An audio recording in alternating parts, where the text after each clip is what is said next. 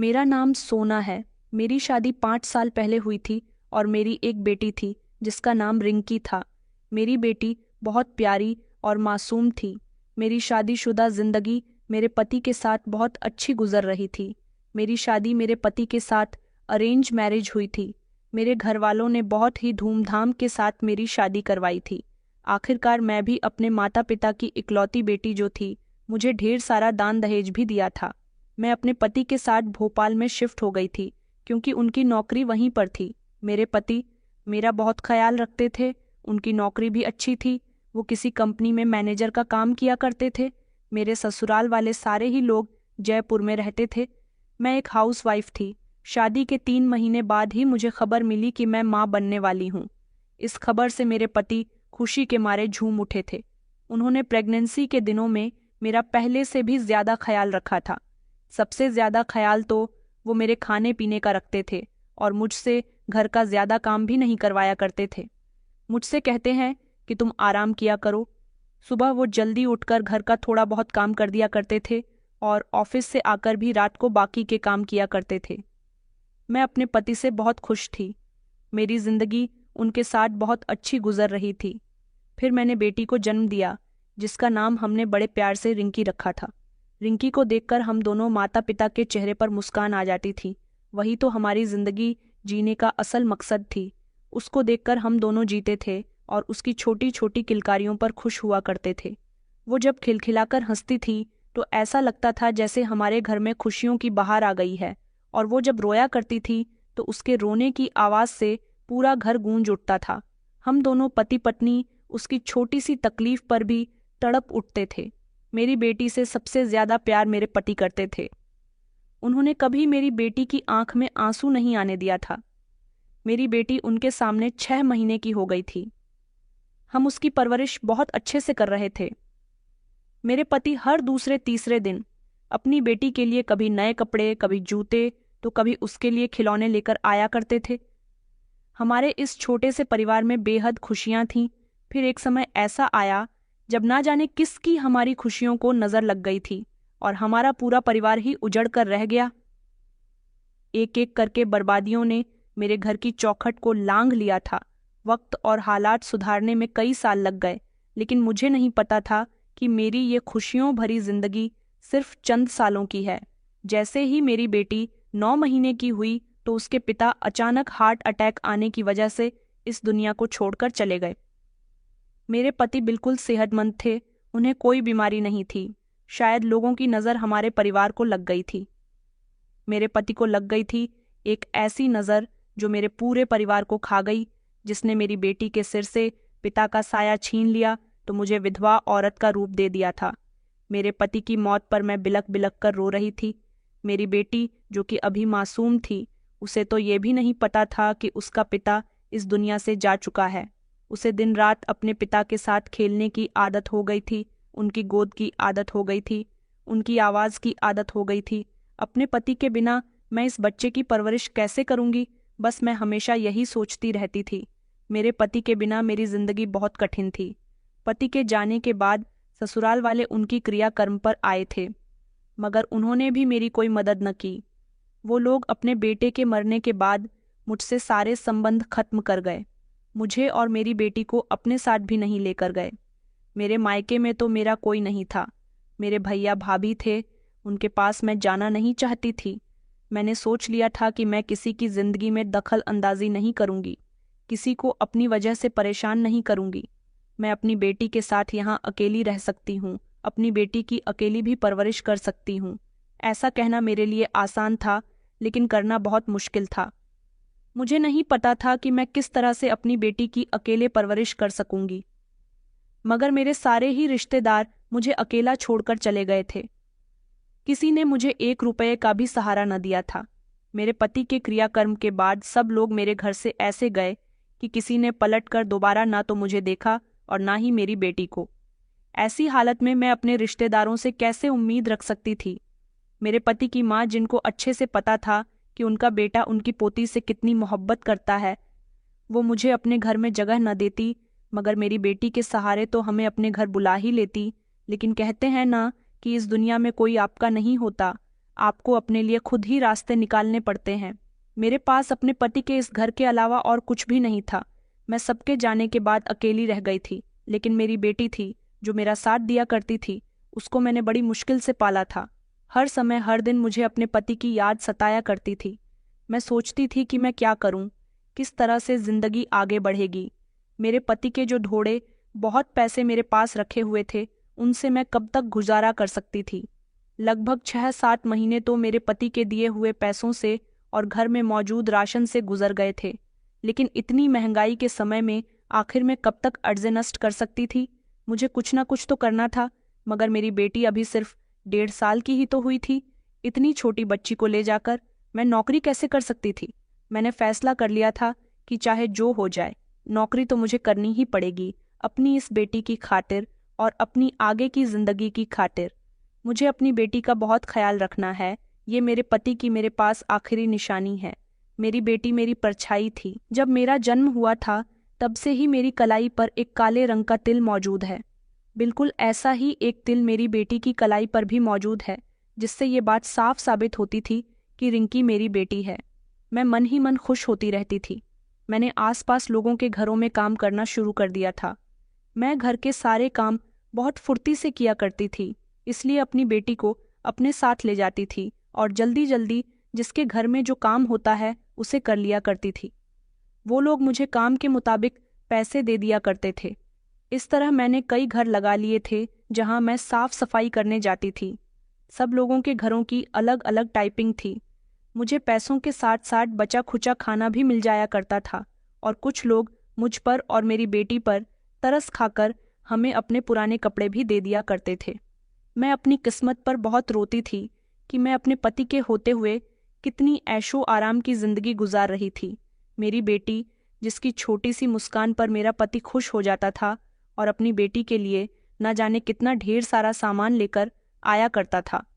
लेकिन अब वक्त और हालात ऐसे आ गए थे कि हमें लोगों से मांग मांग कर खाना पड़ रहा था, और अपनी बेटी को मुझे दूसरों के बच्चों की उतरन पहनानी पड़ रही थी। वो समय बहुत कठिन था, लेकिन जैसे तैसे गुजर गया था। जैसे जैसे वक्त गुजरता जा रहा था, मेरी बेटी बड़ी होती जा रही थी। मेरी बेटी को देखकर सब लोग उसे प्यार किया करते थे, क्योंकि वो बहुत क्यूट थी। मेरी बेटी रिंकी बहुत ही सब्र वाली थी। मैं काम में लगी होती तो वो खामोशी से एक तरफ बैठी रहती थी। मेरी बेटी धीरे धीरे बड़ी होती जा रही थी। मैंने सोचा कि अब मुझे अपनी बेटी का एडमिशन स्कूल में करवाना चाहिए, लेकिन मेरे पास इतने पैसे नहीं थे। एडमिशन में तो बहुत ज़्यादा पैसे लगते हैं, महीने की फीस इतनी नहीं होती। मैंने सोच लिया था कि मैं दिन रात नौकरानी का काम करूंगी और अपनी बेटी के लिए पैसे जमा करूंगी। मुझे कुछ भी करके उसे अच्छी शिक्षा दिलानी है। मैं उसे कामयाब बनाना चाहती हूँ, लेकिन एडमिशन के पैसे कहाँ से आएंगे? मैं यही सोच रही थी, तभी अचानक मेरी नज़र मेरे हाथ में पहनी उस छोटी सी अंगूठी पर गई, जो मेरे पति ने मुझे हमारी शादी की पहली एनिवर्सरी पर गिफ्ट की थी। मैं अपने पति की दी गई कोई भी निशानी बेचना तो नहीं चाहती थी, लेकिन रिंकी भी तो मेरे पति की निशानी थी। उसके लिए मुझे इस अंगूठी को बेचना पड़ा था। मैंने ये अंगूठी बेच दी और अपनी बेटी का स्कूल में एडमिशन करवा दिया था। अभी वो बहुत छोटी थी, लगभग 3.5 साल की हो चुकी थी। उसका एडमिशन प्ले स्कूल में हुआ था। मैं छोटे छोटे बच्चों को स्कूल जाता हुआ देखती थी तो मुझे बहुत खुशी होती थी। अब मेरी बेटी भी स्कूल जाने लगी थी तो मुझे डबल खुशी होने लगी थी, और मेरी आंखों में आंसू आ गए थे। मैं यही सोच रही थी कि आज इसके पापा जिंदा होते तो उसको देखकर कितना खुश होते। लेकिन मैंने सोच लिया था कि मैं अपने पति का कोई भी सपना अधूरा नहीं छोड़ूंगी। मुझसे जितना हो सकेगा मैं अपनी बेटी के लिए करूंगी। जब मेरे पति जिंदा थे तो हम दोनों अकेले में बैठकर अपनी बेटी के फ्यूचर के बारे में सोचते रहते थे। इसीलिए मुझे सब कुछ अच्छे से याद था कि मेरे पति अपनी बेटी के बारे में क्या क्या कहा करते थे। रिंकी मेरे दिल का सुकून, मेरे अकेलापन का साथी और मेरे पति की आखिरी निशानी थी, जिसे मैं बहुत संभाल कर अपनी जिंदगी में शामिल किए हुई थी। मेरी बेटी में मेरी जान बचती थी। मैं खुद उसे सुबह के समय स्कूल छोड़ने के लिए जाया करती थी और दोपहर के समय भी लेने जाती थी। मेरी बेटी पढ़ाई में बहुत अच्छी चल रही थी। उसकी स्कूल टीचर भी उसकी तारीफ करती थी। अभी वह छोटी थी और प्रे नर्सरी में उसका एडमिशन हुआ था, इसलिए अभी उसकी स्कूल यूनिफॉर्म नहीं थी। मैं बड़ी मेहनत और लगन के साथ अपनी बेटी को स्कूल भेज रही थी। हर महीने उसकी फीस जमा करवाती थी। सारा दिन नौकरानी की तरह लोगों के घरों में काम करती थी और रात के समय अपनी बेटी को ट्यूशन भी पढ़ाया करती थी। वो अपने नन्हे नन्हे कदमों से मेरे घर में इधर उधर खेलती रहती थी। मेरी जिंदगी कठिन थी, मगर अपनी बेटी को देखकर और उसके चेहरे की मुस्कान को देखकर मैं सारी कठिनाइयों को भूल जाती थी। कुछ दिन इसी तरह से गुजर गए थे। वो सोमवार का दिन था जब मेरी बेटी सुबह अपने बिस्तर से जाग नहीं रही थी और कहती थी कि मम्मी, आज मुझे स्कूल नहीं जाना। मैंने कहा, बेटा, अभी संडे की ही तो छुट्टी हुई थी ना। तुम्हारी सारी सहेलियां स्कूल में तुम्हारा इंतजार कर रही होंगी। तुम नहीं जाओगी तो वो तुम्हें याद करेंगी। मैंने अपनी बेटी को बहलाया फुसलाया था ताकि वो खुशी खुशी स्कूल चली जाए। पता नहीं क्यों आज सुबह सवेरे से मेरा दिल भी बहुत घबरा रहा था। मन तो मेरा भी कर रहा था कि रिंकी को स्कूल न भेजूं, मगर फिर सोचा कि अगर रिंकी के स्कूल की छुट्टी करवाई तो मुझे भी छुट्टी करनी पड़ेगी, क्योंकि मेरी बेटी जिस दिन स्कूल की छुट्टी करती थी उस दिन मैं कहीं नहीं जाती थी। सारा दिन अपनी बेटी के साथ रहती थी। अब मैंने उसे अपने साथ लेकर जाना छोड़ दिया था। वो इतनी बड़ी हो गई थी कि हमारी नई पड़ोसन उसकी देखभाल कर लिया करती थी। स्कूल से आने के बाद मेरी बेटी शाम तक उनके घर उनकी बेटी के साथ खेलती रहती थी। जब तक मैं अपने काम से फ्री हो जाती थी तब मेरी बेटी मेरे साथ घर आती थी। नई पड़ोसन बहुत अच्छी थी। उनकी बेटी से मेरी बेटी की दोस्ती हो गई थी और वो दोनों ज्यादातर एक दूसरे के साथ ही खेलती रहती थीं। इस बात से मुझे बहुत सुकून मिला था कि नई पड़ोसन हर तरह से मेरी बेटी का ख्याल रखते थे। मरिंगी को स्कूल छोड़कर आ गई थी और फिर रूटीन के मुताबिक उसे स्कूल छोड़ने के बाद मैं अपने कामकाज पर निकल गई थी। लेकिन आज जिस घर में मैं काम पर गई थी वहां पर मेहमान आए हुए थे और काम बहुत ज्यादा था। 12 बज चुके थे। मुझे अपनी बेटी को स्कूल से लाना था। मुझे उसकी फिक्र हो रही थी। जैसे ही मेरे हाथ का काम खत्म हुआ मैं फौरन ही उसे लाने के लिए वहां से निकल चुकी थी। मैं 10 मिनट लेट हो चुकी थी। रिंकी के स्कूल की छुट्टी हुई। 10 मिनट गुजर चुके थे। 10 मिनट तो वैसे भी मैं लेट हो जाती थी। उसकी स्कूल में जब तक माँ या पिता में से कोई भी बच्चों को लेने नहीं जाते थे तब तक स्कूल की नौकरानियां बच्चों को गेट से बाहर जाने नहीं देती थीं। मैं इस बात से बेफिक्र रहती थी कि मेरी बेटी स्कूल में ही होगी। इसीलिए अगर मैं कभी कभार 510 मिनट लेट हो भी जाती थी तो मुझे उसकी ज़्यादा चिंता नहीं होती थी। लेकिन उस दिन तो सुबह सवेरे से ही मेरा मन बहुत चिंतित था। एक अजीब सी बेचैनी मेरे दिल में चल रही थी। इसलिए मैं जैसे ही अपनी बेटी को स्कूल से लेने के लिए गई तो काफ़ी देर तक गेट पर खड़ी रही थी। मैं हैरान हो गई थी कि बड़ी ही अजीब बात है कि अभी तक वो गेट से बाहर नहीं आई। मैंने सोचा कि मुझे स्कूल के अंदर जाकर ही देखना चाहिए। मैं जैसे ही स्कूल के अंदर गई तो मैंने देखा कि जिन बच्चों के पेरेंट्स अभी तक नहीं आए थे वो वहीं पर बैठे थे या फिर कुछ बच्चे इधर उधर खेल रहे थे। मैंने सोचा कि मेरी रिंकी भी इन बच्चों में ही शामिल होगी, मगर वो तो मुझे कहीं भी नजर नहीं आ रही थी। मैंने स्कूल के गेट पर मौजूद नौकरानियों से रिंकी के बारे में पूछा तो उन्होंने कहा कि आपकी बेटी यहीं कहीं होगी, मगर वो तो स्कूल के अंदर नहीं थी। मैंने स्कूल के बाहर निकलकर भी देखा, वो वहां पर भी नहीं थी। अपनी बेटी को ना पाकर मेरे हाथ पैर फूलने लगे थे। मुझे अजीब सी घबराहट होने लगी थी। वो कहाँ गई? मैं इधर उधर पागलों की तरह उसे तलाश करने लगी। मैंने स्कूल के स्टाफ पर भड़कना शुरू कर दिया कि मुझे 10 मिनट लेट क्या हो गया, आप लोगों ने मेरी बेटी का ध्यान नहीं रखा। वहां पर मौजूद स्टाफ खामोशी से मेरी बातें सुन रहा था। उन्होंने कहा कि आपकी बेटी स्कूल से कहाँ जाएगी? हम तो बड़ी देखभाल के साथ बच्चों को यहाँ से भेजते हैं और सबसे ज्यादा ध्यान तो छोटे बच्चों का ही रखा जाता है। मैंने कहा, तो फिर मेरी बेटी कहाँ गई? वो तो स्कूल ही आई थी और मैं स्कूल के टाइम के मुताबिक उसे लेने आ गई हूं। तो फिर कहाँ है वो? मैंने तो जोर जोर से रोना शुरू कर दिया था। वहां पर मौजूद लोग मेरा तमाशा देख रहे थे। मेरे साथ तो कोई भी नहीं था जिसके साथ मिलकर मैं अपनी बेटी को तलाश करती, लेकिन फिर भी काफी समय तक मैं अपनी बेटी को पागलों की तरह वहां तलाश करती रही थी।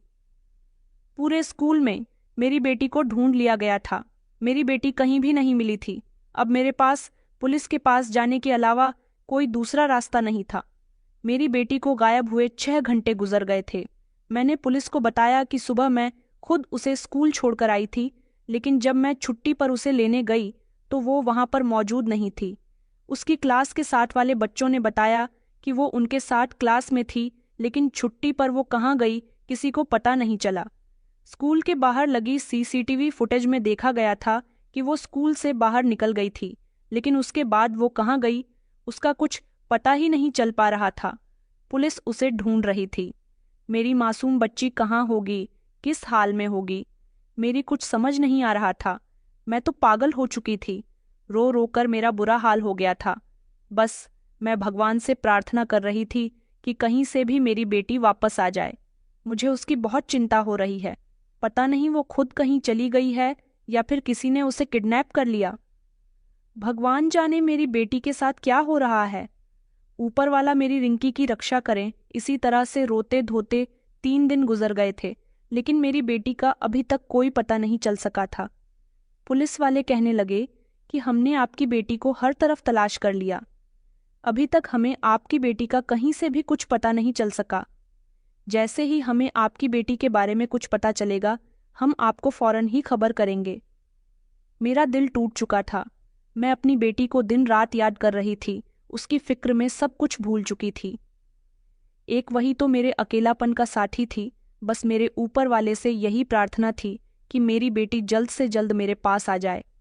अगर वो मुझे नहीं मिली तो मैं उसके पिता को क्या मुंह दिखाऊंगी कि उनके जाने के बाद मैं उनकी बेटी की रक्षा ना कर सकी। शायद ऊपर वाले को कुछ और ही मंजूर था। लाख कोशिशों के बावजूद भी मेरी बेटी मुझे कहीं नहीं मिल सकी थी, और इसी तरह कई दिन गुजर गए थे। अब मुझे न तो अपने खाने पीने का होश रहता था और ना ही ये पता था कि मैं जिंदा भी हूँ या नहीं। मैं अपने घर के एक कोने में भूख की प्यासी पड़ी रहती थी। मेरी आंख के दरवाजे पर लगी रहती थी कि कब मेरी बेटी आएगी और मैं उसे अपने सीने से लगा लूंगी। मेरी आंखें रिंकी को देखने के लिए तरस रही थीं। आस पड़ोस के लोगों को मुझ पर तरस आता तो वो लोग मुझे ज़बरदस्ती खाना खिलवा दिया करते थे। मुझे समझाया करते थे कि तुम्हारी बेटी एक दिन वापस ज़रूर आएगी, लेकिन वो दिन कब आएगा? मैं हर किसी से यही सवाल करती थी। वक्त और हालात ने मुझे उम्र से ज़्यादा बूढ़ा कर दिया था। मैं बीमार और कमज़ोर रहने लगी थी। दिन इसी तरह से गुजरते जा रहे थे। अपनी बेटी के आने की आस में कई साल गुजर गए। मैं अपनी मौत की प्रार्थना करती थी, लेकिन मौत भी अभी नहीं आ रही थी। मैं उस दिन के लिए तड़प रही थी, जिस दिन मेरी बेटी मुझे मिलेंगे। लेकिन अब तो मुझे ऐसा लगता था कि न जाने वो कहाँ चली गई। इतना समय गुजर चुका है, वो अब जिंदा भी होगी या नहीं। जिंदगी और मौत ऊपर वाले के हाथ में है। मैं एक जिंदा लाश बनकर अपनी जिंदगी गुजार रही थी। एक औरत के लिए अकेलापन का दूहक क्या होता है, ये सिर्फ वही जानती है। पहले मेरा पति मुझे इस दुनिया से छोड़कर चला गया। जैसे तैसे मैं अपनी बेटी की परवरिश कर रही थी, तो वो भी ना जाने कहाँ चली गई। मैं अपनी बेटी के खिलौने, कपड़े और उसके सामान को देख देख कर रोती रहती थी। उसके खिलौनों को अपने सीने से लगाकर रखती थी।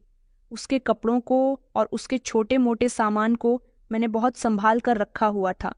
उसके सामान को देखकर मुझे ऐसा लगता है जैसे मेरे सामने मेरी बेटी खड़ी हुई है। लोग मुझे समझाया करते थे कि तुम कब तक इस तरह से जिंदगी गुजारोगी? अपनी बेटी को भूल जाओ, वो जहाँ भी होगी ऊपर वाला उसकी रक्षा कर रहा होगा।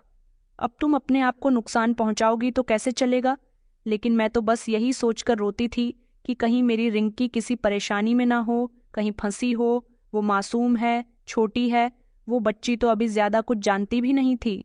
मैं उसकी स्कूल भी कई बार गई थी कि जिस तरह से वो स्कूल से निकली थी, इसी तरह से वापस भी आ जाए तो मैं फौरन ही अपनी बेटी को अपने घर ले आऊंगी।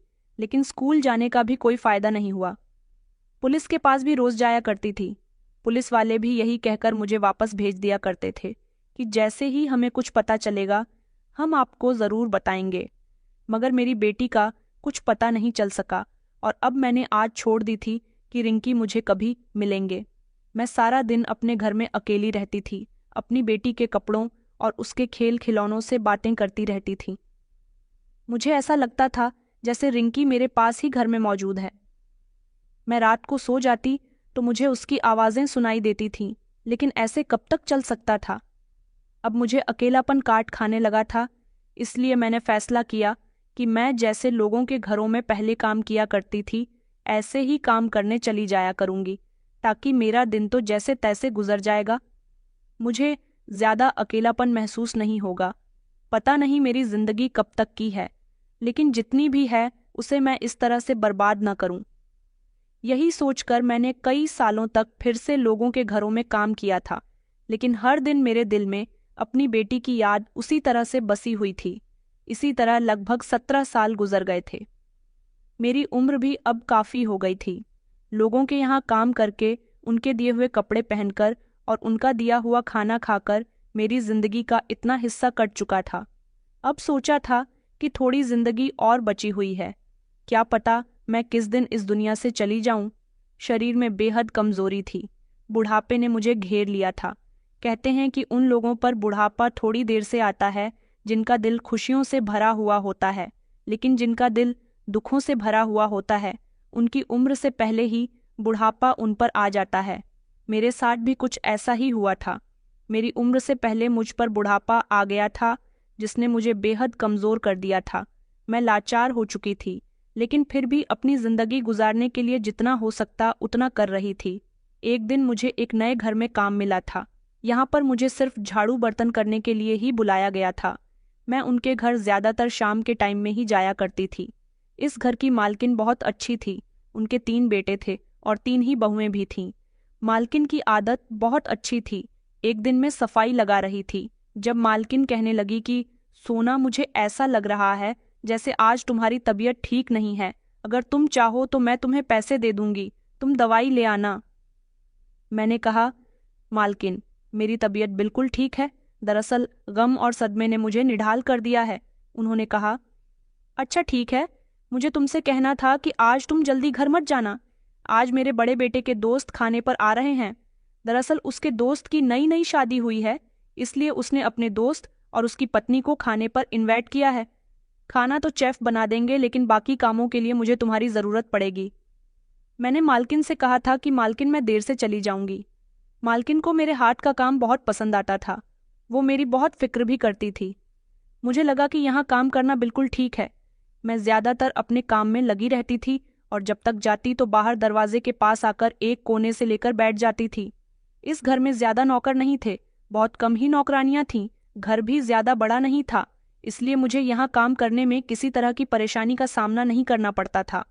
मालकिन की तीनों बहुएं भी बहुत अच्छी थीं। वो ज़्यादातर अपने काम से काम रखती थीं, लेकिन जब उनका सामना मुझसे होता तो वो कभी कभी मुझे थोड़े बहुत पैसे दे दिया करती थीं। उस दिन मैं मालकिन के यहाँ रात तक रुक गई थी। शेफ ने खाना भी बना दिया था। घर की साफ सफाई भी अच्छे से हो गई थी, लेकिन मेहमान अभी तक नहीं आए थे। रात के 9 बज चुके थे। मैंने मालकिन से कहा, मालकिन क्या हुआ? मेहमान अभी तक नहीं आए, मुझे घर भी जाना है। मालकिन कहने लगी कि रुको, मैं भी अपने बेटे से पूछकर बताती हूँ। जब उन्होंने अपने बेटे से बात की तो वो अफसोस के साथ आकर कहने लगी कि माफ़ करना सोना, आज मेहमान नहीं आ रहे। तुम चाहो तो अभी और इसी समय अपने घर जा सकती हो। दरअसल उन लोगों के यहाँ कोई इमरजेंसी आ गई है, वो शायद कल या परसों आएंगे। मुझे तुम्हारी ज़रूरत होगी तो मैं तुम्हें कल या परसों रोक लूँगी। मैंने मालकिन से कहा कि अच्छा ठीक है मालकिन, तो फिर मैं अपने घर चलती हूँ। वहाँ का सारा काम निपटाकर मैं अपने घर के लिए रवाना हो गई थी। अगले दिन जब मैं मालकिन के यहाँ दोबारा से काम पर गई तो मैंने उनसे पूछा कि मालकिन, आज आपके मेहमान आएंगे या नहीं? उन्होंने कहा कि हाँ, आज तो ज़रूर आएंगे। नितिन ने उनसे फ़ोन करके पूछ लिया है। दरअसल अचानक उनकी दोस्त की माँ की तबीयत बिगड़ गई थी, इसलिए उन्हें हमारे घर का कैंसिल करना पड़ा। मैंने उनकी बात सुनकर हाँ में सर हिला दिया था और फिर मैं अपने काम में बिजी हो गई। अचानक मालकिन काम करते करते पूछने लगी कि कल रात तो मैं यहाँ देर हो गई थी, तुम्हारे बच्चे तुम्हारा इंतज़ार कर रहे होंगे ना? उनकी बात पर मेरी आंखें नम हो गई थीं। मैंने कहा, मालकिन, मेरे बच्चे नहीं हैं। मुझे कल देर तो हो गई थी। सारा दिन मैं काम करके थक जाती हूँ, इसलिए रात को जल्दी घर जाकर आराम करती हूँ। मैं अपनी ज़िंदगी से थक चुकी हूँ, इसलिए आराम करने का समय तलाश करती रहती हूँ। मेरी बात पर उन्होंने कहा कि तुम्हारे बच्चे नहीं हैं, फिर तुम्हारा पति? मैंने कहा कि मेरा इस दुनिया में कोई नहीं है। मेरा पति तो कई सालों पहले मुझे इस दुनिया से छोड़कर चला गया। ऊपर वाले ने एक बेटी दी थी, जिसको देख देख कर मैं जीती थी, मुस्कुराया करती थी, लेकिन एक दिन उसे भी मुझसे छीन लिया गया। मेरी इतनी सी बात पर ही मालकिन के मुंह से एक झटके से ही निकला, क्या तुम्हारी बेटी भी इस दुनिया में नहीं है? मैंने फौरन उनको देखा। जिस पर वो शर्मिंदा हुई। कहने लगी, अरे मेरा वो मतलब नहीं था, मेरा मतलब है कि फिर तुम्हारी बेटी कहाँ गई? मैंने कहा, पता नहीं मेरी बेटी कहाँ गई, इस दुनिया में है भी या नहीं, या फिर ऊपर वाले के पास चली गई है। उन्होंने कहा, क्या मतलब?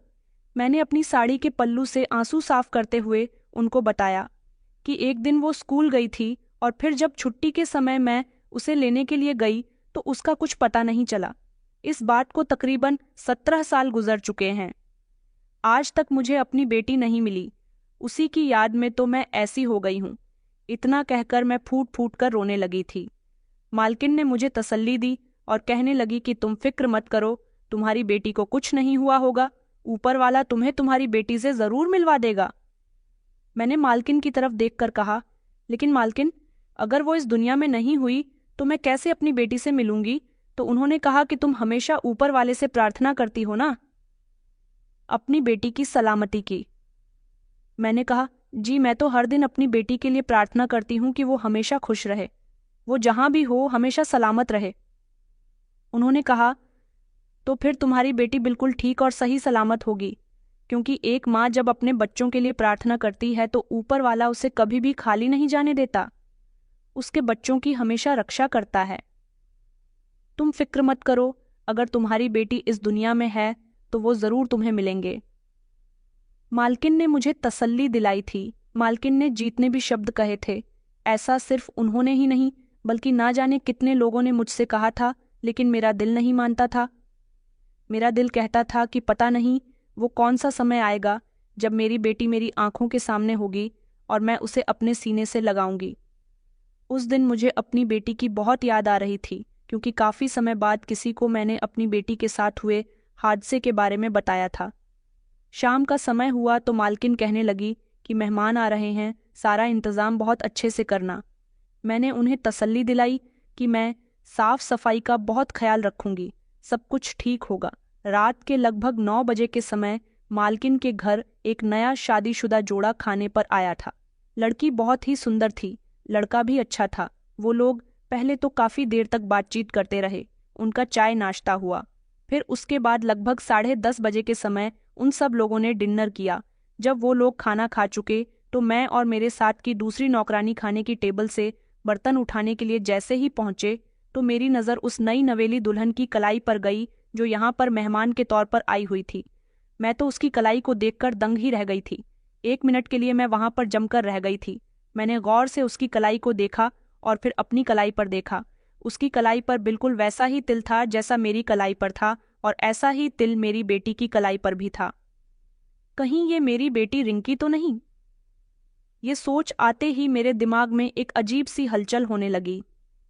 मेरा शरीर कांप उठा और यही सब सोचते हुए मेरे हाथ में मौजूद कांच के बर्तन जमीन पर धड़ाम से गिर पड़े थे।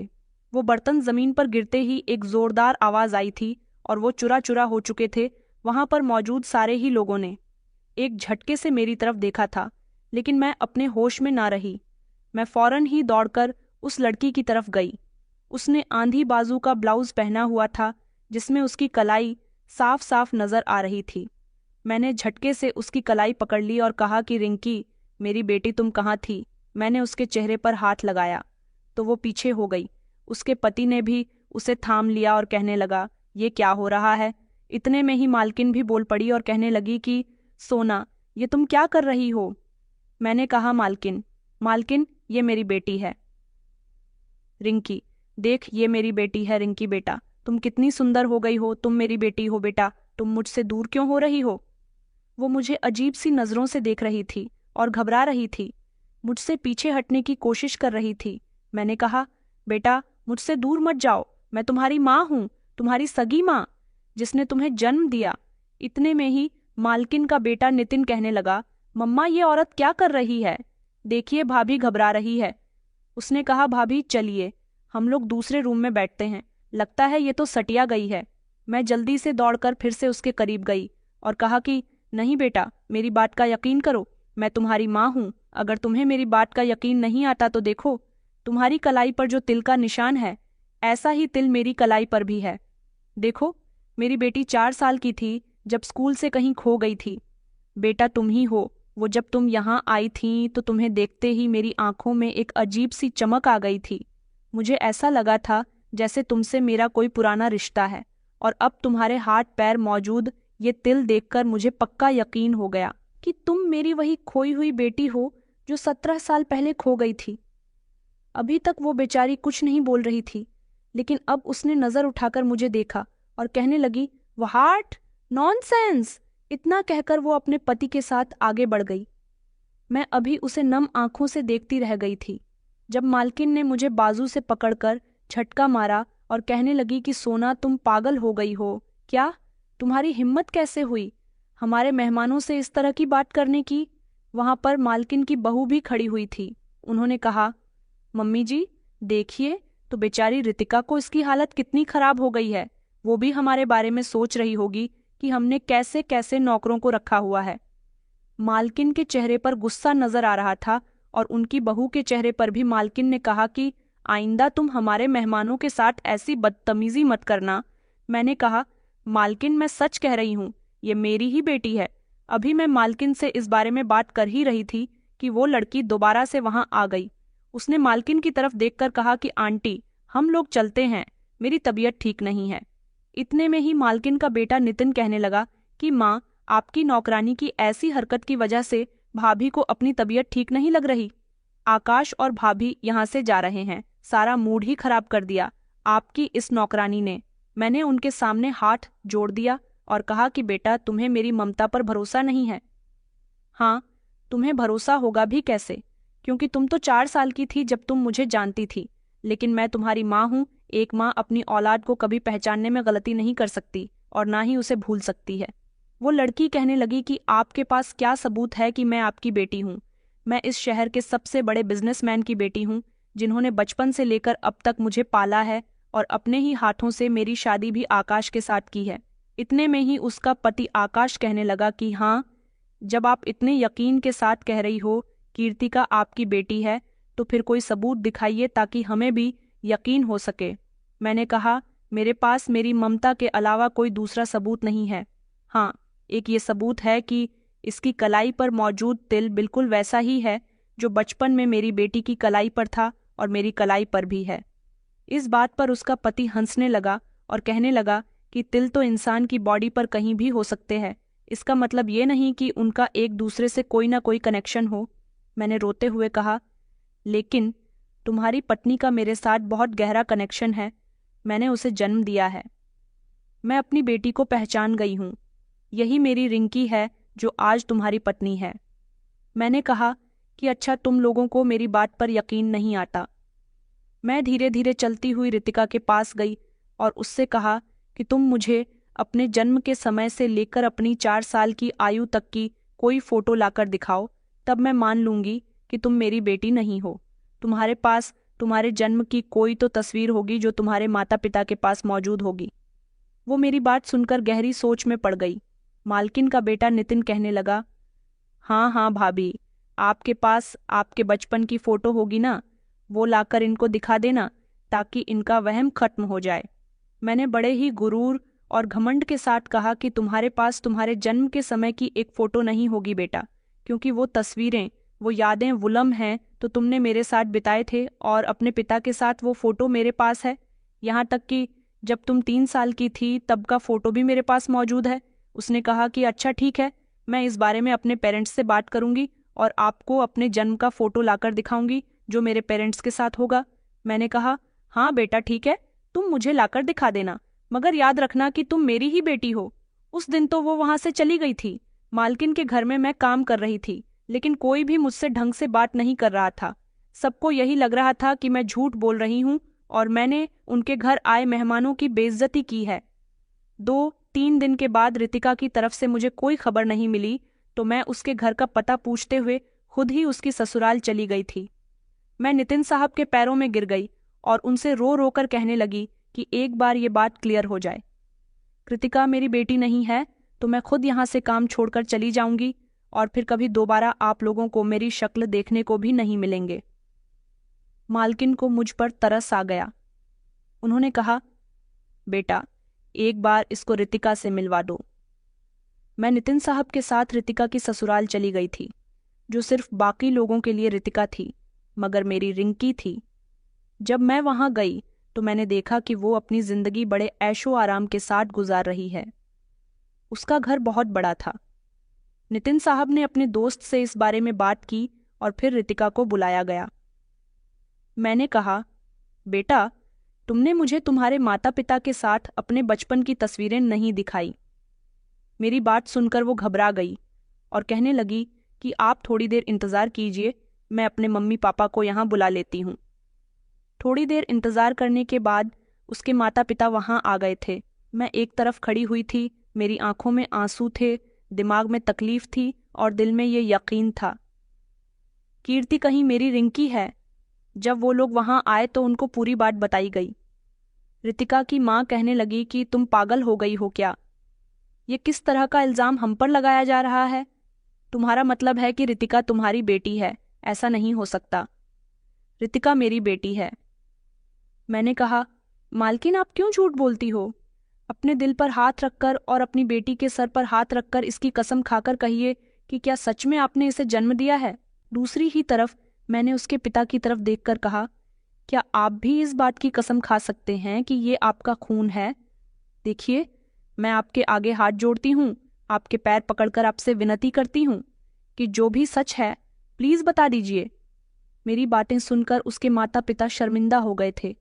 रितिका भी कहने लगी कि मम्मी पापा, आप मेरे जन्म के समय का वो फोटो लेकर आए ना, जो आप दोनों के साथ है, तो वो दिखाइए इनको अभी। और इसी समय रितिका के पिता की आंखों में आंसू आ गए थे। उन्होंने मेरे आगे हाथ जोड़े और कहने लगे कि बहन जी, मुझे माफ़ कर दो, और अपनी बेटी की तरफ देखकर कहने लगे कि बेटा, मेरे पास तुम्हारे बचपन का कोई फोटो नहीं है, क्योंकि ये जो कुछ भी कह रही है वो सब सच है। ये सब सुनकर वहां पर मौजूद सारे ही लोग दंग रह गए थे, जबकि मैं खुशी से फूली नहीं समा रही थी। मैंने कहा, इसका मतलब सच में रितिका मेरी बेटी है? उन्होंने कहा कि हाँ, वो शायद आपकी ही बेटी है। वो कहने लगी, दरअसल 17 साल पहले रितिका मुझे कंधे पर बैग डाले और गले में आईडी कार्ड पहने हुए स्कूल के आगे वाली सड़क पर मिली थी। शायद वो स्कूल के बच्चों के साथ स्कूल से बाहर निकल आई थी। जिस पर उसे किसी ने देखा नहीं था, लेकिन वो मेरी गाड़ी के आगे आने से अचानक बच गई। मैंने उसे संभाल लिया और उससे पूछा कि बेटा, तुम कहाँ जा रही हो? शायद उसे स्कूल के बाहर खिलौनों का ठेला दिखाई दे गया था। वो खिलौने खरीदना चाहती थी। मैंने उसे खिलौने दिलवाए, क्योंकि हम दोनों पति पत्नी के पास कोई औलाद नहीं थी। ऊपर वाले का दिया, हमारे पास सब कुछ था। अगर कुछ नहीं था तो वो थी संतान। आपकी बेटी मासूम थी, उसे कुछ नहीं पता था। उसे मैंने खिलौने दिलवाए तो वो बहुत खुश हो गई। मैंने आसपास देखा तो मुझे कोई दिखाई नहीं दिया, और आपकी बेटी भी कुछ नहीं बता रही थी। उसने सिर्फ मुझे अपना नाम बताया था कि उसका नाम रिंकी है। उसके अलावा उसे कुछ भी नहीं पता था। मैंने सोचा ये बच्ची गुम हो गई है। मैंने ये बात गाड़ी में बैठी अपनी पत्नी को बताई तो उसने कहा कि देखिए, मैं आज तक औलाद के लिए तड़प रही हूँ। ये बच्ची हमारे लिए ऊपर वाले की देन है। मैंने अपनी पत्नी को डांटा और कहा कि तुम इस बच्ची पर अपनी नीयत खराब कर रही हो। ये किसी की औलाद है, हमें उसके गोद उजाड़कर अपनी गोद को रोशन नहीं करना चाहिए। मैं इसके माता पिता को तलाश करूंगा, लेकिन मेरी पत्नी ने मुझे रोक दिया और कहा कि अगर इसको अपनी बेटी बनाकर इसकी परवरिश करे तो क्या बुरा है, हम भी तो इसे बहुत सारा प्यार देंगे ना। मैंने कहा, मगर इसके असली माता पिता इसे तलाश करते हुए मेरे पास आ गए तो मैं उन लोगों को क्या जवाब दूंगा? मेरी पत्नी ने कहा कि आप फिक्र मत करो, अगर इसके माता पिता आ गए तो हम उनसे कोई भी बहाना कर देंगे। मुझे लगता है कि इसके माता पिता हम तक नहीं पहुंच सकेंगे, क्योंकि हम इसे लेकर कहीं दूर चले जाएंगे। वो लोग अपनी बेटी को तलाश कर ही नहीं पाएंगे। मेरी पत्नी ने जब ये बात मेरे दिमाग में डाली तो मैंने भी सोचा कि हम दोनों पति पत्नी न जाने कब से संतान के लिए तरस रहे हैं। अगर इसको हम अपनी औलाद की तरह पालेंगे तो शायद हमारी ख्वाहिश पूरी हो जाएगी। मैंने उसी समय इस बच्ची को अपनी गाड़ी में बिठा लिया और कुछ सालों के लिए इसे अपने साथ अमेरिका ले गया। रिंकी अपनी माँ को याद करके रोया करती थी। माँ कहती थी तो मेरी पत्नी ने उसे संभालना, उसकी परवरिश बहुत अच्छे से की, उसे किसी चीज़ की कमी नहीं होने दी। हमें इससे मोहब्बत हो गई थी। ये हमारी जिंदगी का हिस्सा बन गई। हमने इसका नाम रिंकी से रितिका रख दिया, और जब इसकी उम्र 18 साल हो गई तो इसे यहाँ लेकर आ गए थे। हमने सोचा कि अब ये जवान हो चुकी है, कभी इसे कोई नहीं पहचान सकेगा और इसके असली माता पिता को भी कभी पता नहीं चलेगा कि उनकी बेटी कौन है। दरअसल कुदरत का करिश्मा देखिए कि आपने अपनी बेटी को पहचान लिया। आपकी बेटी अब 20 साल की हो चुकी है। हमने उसकी शादी भी कर दी है। मैं आपके आगे हाथ जोड़कर माफ़ी मांगता हूँ। मैंने और मेरी पत्नी ने आपकी बेटी के साथ कुछ गलत नहीं किया। रितिका को हमने सारी जिंदगी बहुत प्यार दिया, बहुत नाजों से पाला। उनकी बताई हुई पूरी बात सुनकर मेरी आंखों में आंसू आ गए थे। रिंकी भी वहां पर खड़े होकर फूट फूट कर रो रही थी। मैंने उनको बताया कि मैंने किस तरह अपनी बेटी की परवरिश की थी और उसके पीछे मैं कितना परेशान रही हूँ। वो लोग मेरी कहानी सुनकर दंग रह गए थे और उनकी आंखों से आंसू नहीं रुक रहे थे। वो दोनों पति पत्नी मेरे सामने हाथ जोड़कर माफी मांगने लगे। ये सब सच में कुदरत का करिश्मा था। शायद ऊपर वाले ने उसकी जिंदगी में इन लोगों का प्यार लिखा था। मेरी बेटी शायद मेरे पास होती तो आज इतनी कामयाब इंसान की पत्नी ना होती और ना ही इतनी पढ़ी लिखी होती। मेरी बेटी के सामने जब पूरी बात आ गई तो वो मेरे गले लगकर फूट फूट कर रोने लगी। वहां पर मौजूद सारे ही लोग हैरान खड़े हुए थे। सभी लोग मुझसे अपने गलत व्यवहार की माफ़ी मांग रहे थे, लेकिन मुझे किसी की कोई परवाह नहीं थी। मुझे सिर्फ खुशी इस बात की थी कि मुझे मेरी बेटी वापस मिल गई थी। मैं कभी अपनी बेटी को गले लगाती, कभी उसका माथा चूमती तो कभी उसके शरीर को छू छू कर देख रही थी, क्योंकि मुझे अपनी आंखों पर विश्वास नहीं हो रहा था कि मेरी आंखों के सामने मेरी बेटी ही खड़ी हुई है। सब लोगों के सामने जब हकीकत आई तो सबको इस बात पर यकीन हो गया था कि एक माँ की प्रार्थनाएं कभी खाली नहीं जाती। ऊपर वाला कभी कभी हमारे साथ कुछ ऐसे करिश्मे कर देता है जिनको देखकर लोग हैरान रह जाते हैं। मेरी बेटी और उसके पति ने कहा था कि अब आप हमारे साथ रहोगी और हमें छोड़कर कहीं नहीं जाओगी। मेरी बेटी कहने लगी कि माँ, बचपन में मैं आपसे जुदा हो गई, लेकिन अब आपसे जुदा नहीं होना चाहती। आप मेरे घर में मेरे साथ रहोगी। आपका कोई सहारा नहीं है, मैं आपको सहारा दूंगी। एक वक्त था जब आपने मेरे लिए सब कुछ किया और अब जो समय बीत चुका है वो सारा समय मैं आपके साथ गुजारना चाहती हूँ। मैंने उन दोनों पति पत्नी को भी माफ़ कर दिया था जो मेरी बेटी को अपने साथ ले गए थे।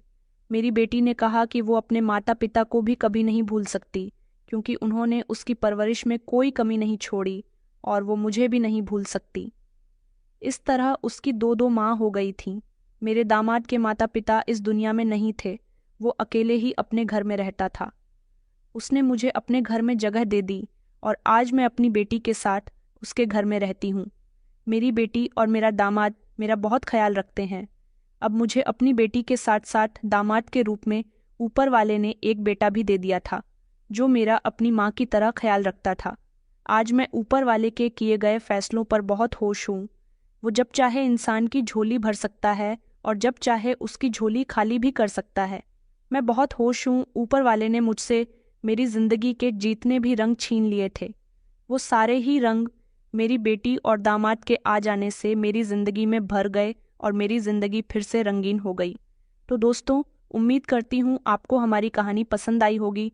कहानी पसंद आई है तो वीडियो को लाइक और चैनल को सब्सक्राइब करें। धन्यवाद।